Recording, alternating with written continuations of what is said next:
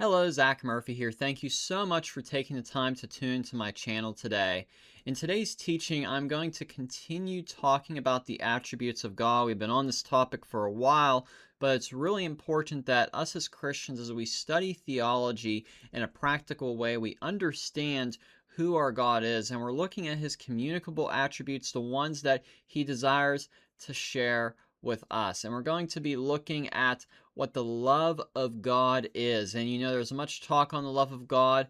Many people sadly take it out of context, sadly, present in a way that is not biblical. But we are going to look at his love in a biblical way. And the first thing I want to note here is you can't take the love of God apart from all of his other attributes. You can't, because when you do that, then, it makes God's love not a holy love, not a righteous love, not a just love, and all those things. So all the attributes of who God is, they all fit together in a perfect picture of who he is.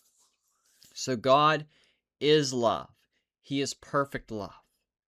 And the world doesn't rightly understand that. They get caught up in their own definition of what love is, based maybe, upon how they view romantic relationships or friendships or family.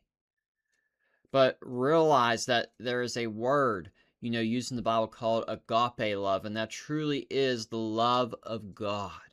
And the true love of God really is undeserved to us. We don't deserve to be loved by God, because realize, every person born, when they are born into sin. They are born with a sin nature, which is enmity against God.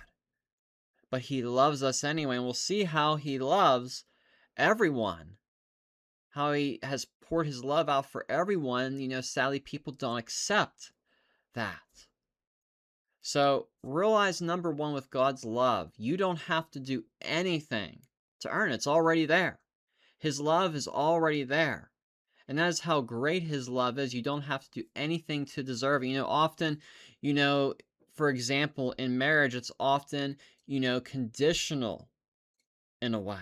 It's conditional way, the husband and wife mutually love one another.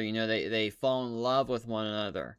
With God, realize that he first loved us and displayed that by sending his own son. In John chapter 3, verse 16, it says, "For God so loved the world that he gave his only son."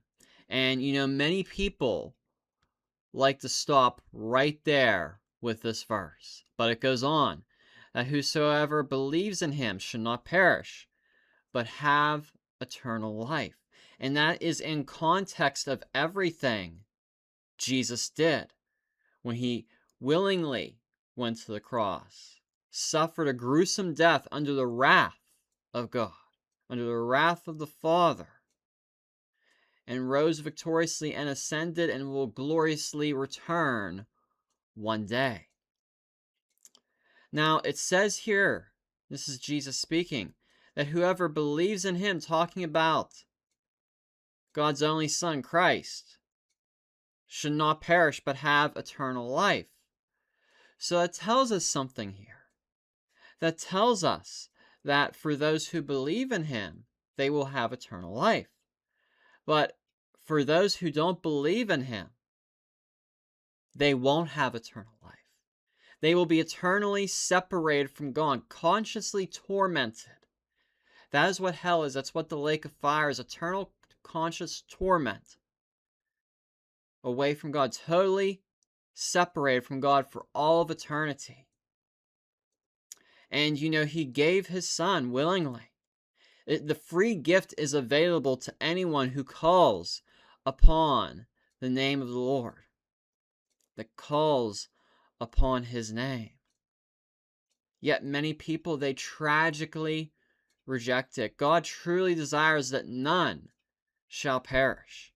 He truly desires that he sends so many signals to every person before they pass on from this side of eternity onward, for them to repent and come to true heart faith in Christ. Yet sadly, there are people that will live their entire life rejecting Christ. It's a free gift to receive that salvation. It's free to receive His love and have that love shed abroad in your heart by the Holy Spirit that brings about salvation, transformation. And truly believing, it's not just acknowledging who Jesus is, it's truly believing in what He did, coming to faith and repenting of one's sin, realizing they need a Savior. Your good works aren't going to save you, no matter how many Hail Marys you try to do, or whatever, the priest, has you do in, times of confession. That won't save you. I love Catholics. But they preach a false gospel. It doesn't save. They preach a false gospel. It doesn't save. I don't have the ability.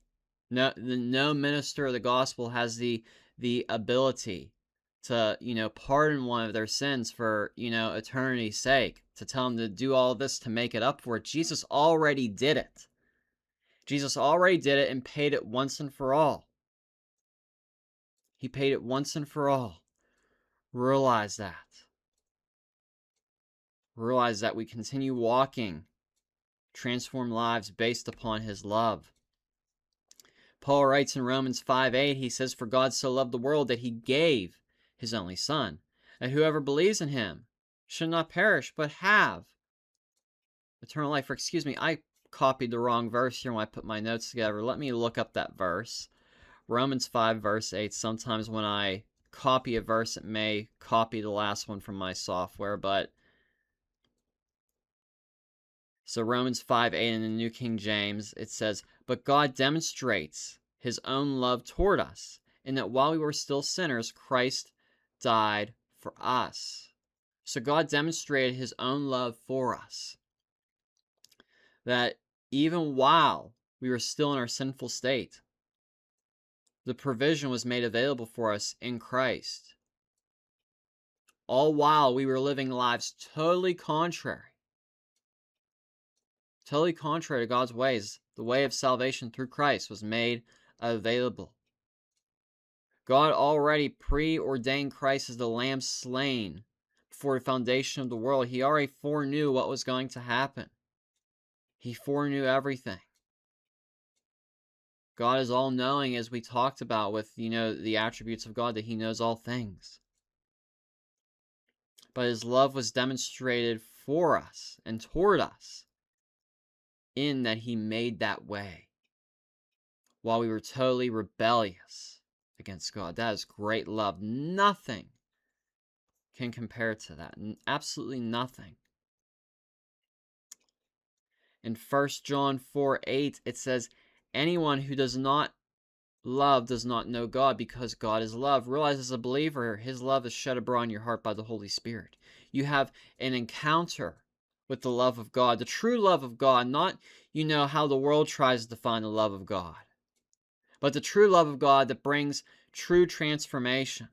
True transformation in the Christian life is founded upon God's love.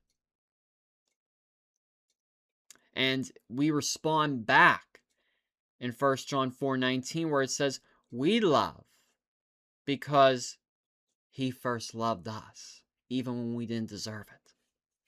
Realize that. It's all work of God's salvation. We love because He first loved us. That is so powerful. And if you love God, you keep His commandments. So because He first loved us, we experience that love when we get saved. We desire to obey His commandments. We desire to do things in His ways. Because when we truly believed, we realized that our old way leads to a path of destruction for all of eternity. And the way, truth, and life through Christ leads to life in abundance. In Jeremiah chapter 31, verse 3, it says, "The Lord appeared to him from far away. I have loved you with an everlasting love. Therefore, I have continued my faithfulness to you." Realize God's love is everlasting. It goes on and on and on. His love is so great, so large, we cannot understand it fully on this side of eternity, and we must understand that. His love is so deep and so great, and truly nothing can separate us from his love. Nothing can. It is so great and wondrous. But do not turn the grace of God or the love of God into lasciviousness, as some sadly have, in a greasy grace message. Because true salvation always brings forth fruit. Because he first loved us, we desire to obey him, to walk in his ways. To walk in his ways. And when you truly know the attributes of God, you truly understand. Truly understand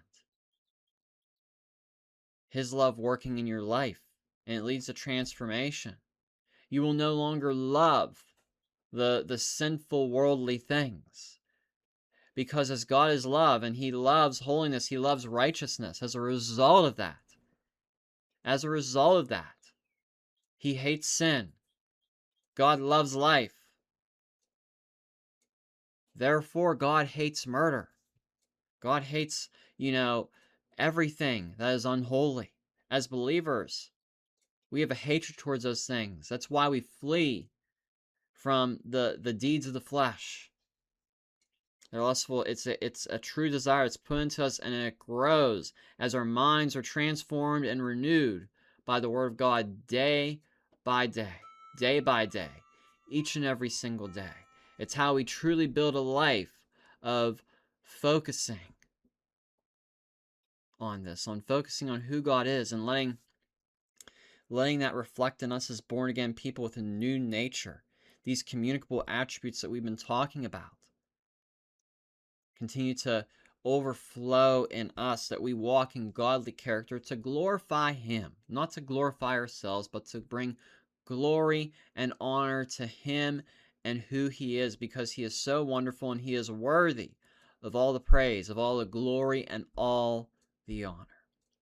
So I pray and hope this was an encouragement for you, and be sure to give this video a thumbs up down below. Give it, a share on, share it with your friends, your family. Give it a share to Facebook, and, subscribe down below. That way, when I put out new content, you'll receive a notification. Make sure you hit the bell for notifications. That way, you are notified when new teachings become available. So hope this was an encouragement for you, and God bless you, and have a blessed week.